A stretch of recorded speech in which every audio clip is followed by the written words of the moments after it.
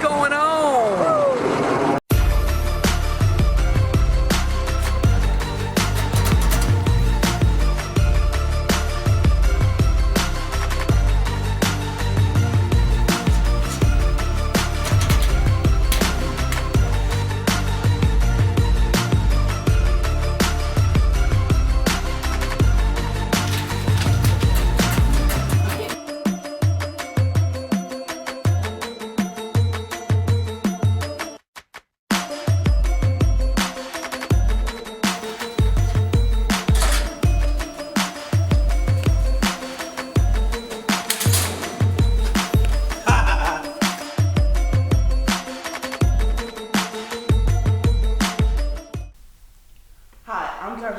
And I'm Blake Jordan.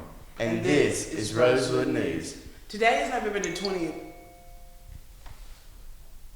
Keandra, I just got a notification on my phone that all the Bojangles in the United States are closing.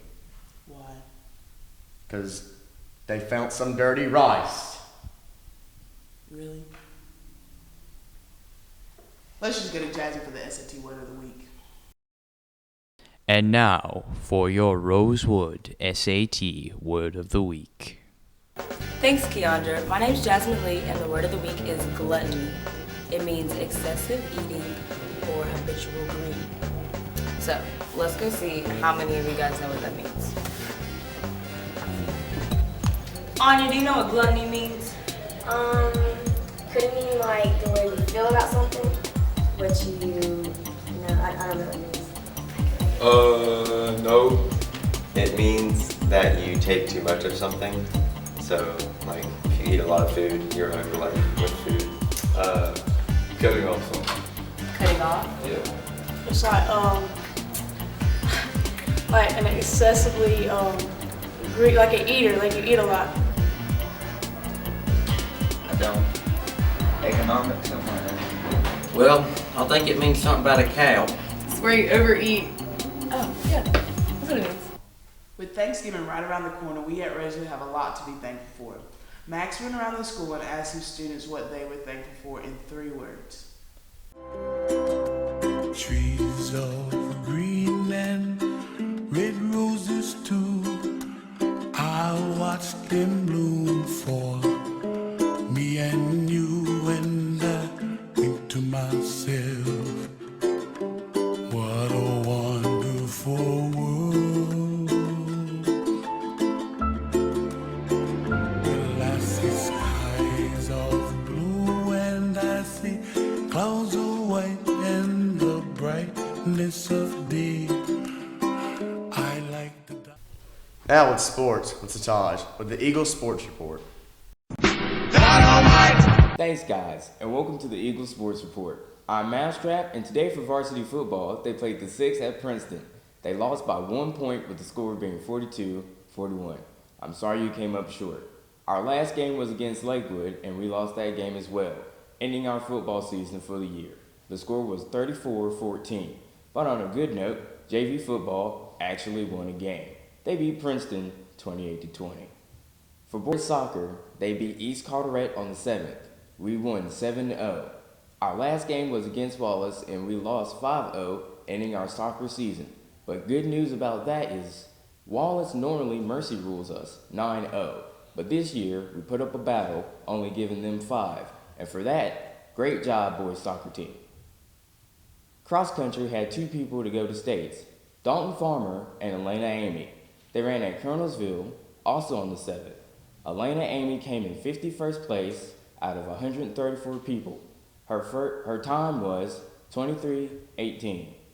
Dalton did his best and came up in 86th place, and his time being 20:15. But still, they went to states and gave it all they had. States is never an easy level to play at, so great job both of you.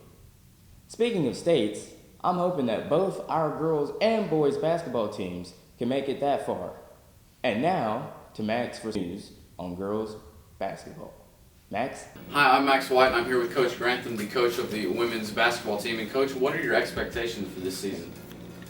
We expect to be as good as we have been in the past 2 years. You've set the bar at a certain level. The goal is to maintain that level You just take the people that you graduate, you add some new pieces, you plug them in, you run the same system, you do the same thing, you expect the same outcomes. If it ain't broke, don't fix it. Back-to-back conference champs, back-to-back regional finalists. What's next? Back to back. Goals are always the same. Do the best you can every single day, work as hard as you can, give your best effort, and have the most fun you can. And all that translated into back-to-back conference championships, back-to-back regional finalists. And why not? Why can't we do it again? I don't know. It's a great group of kids. They'll do their best. I'll stay out of their way, and we'll see what happens. Thanks, Coach. You're welcome, Max. Hey, Max, I feel like we're missing something. Oh yeah, what about them boys? Hi, I'm Max White, and I'm here with the head boys basketball coach, Coach Mitchell. And Coach, I got a couple of questions. How hard is it to make cuts? I think that making cuts is probably the hardest thing that a coach has to do. You know, you want to select a team, you want to select the best guys that you can, but you know, when you got a lot of people come out and give a tremendous effort and you know, do the best you can, it's really hard to, you know, to turn anybody away or you know, tell them that they're not good enough. But you know, we try to tell the young men how much we appreciate the effort that they give, you know, put forth, and that it's nothing personal, but we've only got a set number of uniforms that we can fill. What are your expectations for this upcoming season? Well, right now we're just trying to, you know, get the team selected. It's a little difficult for us at the beginning of the year because you still got soccer going on. You still got football going on, so you don't have everybody out there at the same time. So right now our focus is to try to get, you know, the team selected, get a group of young men together, and you know, see how well they can, you know, gel and work together, and hopefully, you know, play best we can. I think we have potential to have a good team this year and to you know, compete with the top teams in the conference. Thanks, Coach. Go Eagles! And that's all for this week. I'm Mousetrap, and back to our anchors. Hey Blake, you were looking pretty good in your uniform Friday night, standing on the sideline. Speaking of looking good in uniform, this week's spotlight is on the JROTC. Hi, I'm Jeremy Littner, and I'm here today with the Senior Army Instructor Captain Addis and the Army Instructor Sergeant First Class Tilly.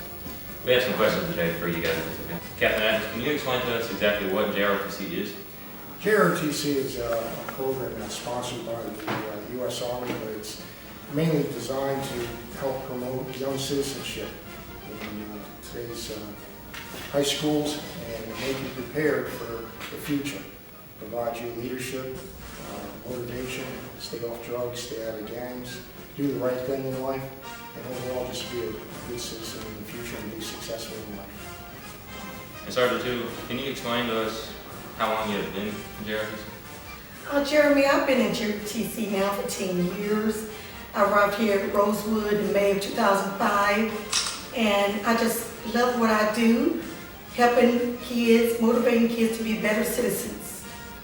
We also have some questions for our Cadet Lieutenant Colonel Griswold, Cadet Major Garcia, and Cadet Command Sergeant Major White.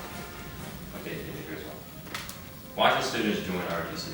Well, I think our ROTC is a great class, and I'm thinking most cadets need to join ROTC because it teaches them leadership, it teaches them discipline. They'll be able to join ROTC and have a wide range of skills that they can use in the future, both in military and out in the normal career field. It teaches them how to teach most cadets leadership in different aspects, in how we have color guard, drill team, major team, physically, mentally, and also emotionally. Each cadet has a different field they can bring to ROTC, which allows them to have new skills that they can use in the future. Can you elaborate on what leadership has to do with ROTC?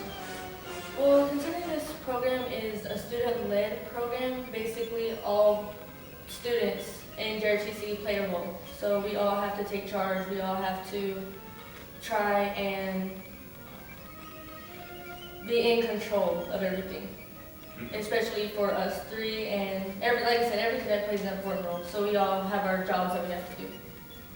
Can you explain what discipline is? What discipline is? Discipline is us taking charge. If a cadet is doing something wrong or doing something he shouldn't be doing, we try and motivate that person to do better in various different ways. And the most common way is our push-ups. It's always been in JRTC, and we still enforce it. It's depending on the severity of the situation. I'd like to thank you guys for your time, and back to Keandre Blake. Don't you just love Sergeant Tootle? Now to Coach Baines for Baines Explains. Baines explains what he knows, he tells the names. Is he cool? Yes, he is. He knows stuff that is his biz. Hey, you there, you better listen up, kid. Here comes Baines Explains. Hey, it's time for another Baines Explains, and I'm Coach Baines for this Thanksgiving edition of Baines Explains. Now, Thanksgiving has been celebrated in America since the time of the Pilgrims. It actually predates the Pilgrims, being celebrated as a traditional harvest festival all the way back into the early 1600s, around 1608, 1609, at the first colony, the first British colony in America, which was Jamestown. But everybody understands that the most important historical interpretation of Thanksgiving comes from that 1621 dinner between the Pilgrims and the Indians in Plymouth Colony. And so that's where we trace our American origins of Thanksgiving back to. Now, traditionally, you have turkey, you have sweet potatoes, you have some type of pumpkin pie, that type of thing. All of those are indigenous to what is today the present-day United States. And you realize that they did, in fact, have wild turkeys there for that celebration in 1621. They also had pumpkin pies, and they also had sweet potatoes. So those are things that we continue to use as foods that we always share for Thanksgiving. Now, up until modern times, we celebrated this Thanksgiving, as I said, with a meal. Then as commercialism crept in, it became like the whole getting ready for Christmas thing. They had the Macy's Thanksgiving Day Parade, always have football games, on Thanksgiving Day. Usually the Cowboys play, the Green Bay Packers, those two teams. Now, couple things real quickly. During the wars that America fought over the course of generations, like during the Civil War, Thanksgiving became a big deal, and Abraham Lincoln always used it as kind of a rallying point to be thankful of the troops, thankful of their sacrifice. Since it is so close to Veterans Day, these holidays are kind of put together in many respects. In World War II, it was always used as a point of, hey, give thanks to the men who are serving our country during these holiday seasons. So as you sit down to your Thanksgiving meal, remember, Indians, Pilgrims, sweet potatoes, football, Black Friday shopping, giving thanks. Have a great Thanksgiving. Thank you. That's it for this week. I'm Keandre Taylor. And I'm Blake Jarman. And this has been Rosewood News. See you next week. Stay classy, Rosewood. I'm here with the head in women's. Hey, Blake, I saw you on the game. But good news. Coach, I got a couple of questions. What are your experts? I found some dirty rocks.